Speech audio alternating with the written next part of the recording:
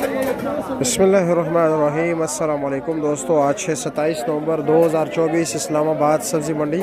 तो आज आपको आलू प्याज का रेट बता देते हैं। सफ़ेद आलू का आज का रेट है जी, रास्ते बंद होने की वजह से क्योंकि कम आ रहे हैं तो इसलिए 100 रुपये पर केजी है। प्याज क्या रेट है? प्याज है 700। ये 700 रुपये, 140 रुपये किलो। लाल आलू क्या रेट है?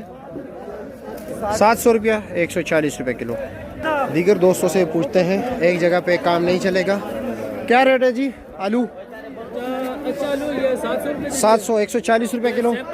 अच्छा जी, और ये क्या रेट है वो वाला मिक्स? तो आपको 650 600 रुपये, 120 रुपये किलो। प्याज क्या रेट बेचा? अच्छे वाला बेहतरीन जो आला क्वालिटी का 650 रुपये। साढ़े तरह पान है ये जो बड़ा ये 500 जी, 550। ठीक हो गया, शुक्रिया। जफर साहब आलू क्या रेट चला है आज? 500 रुपये सफ़ेद 500, लाल वाला?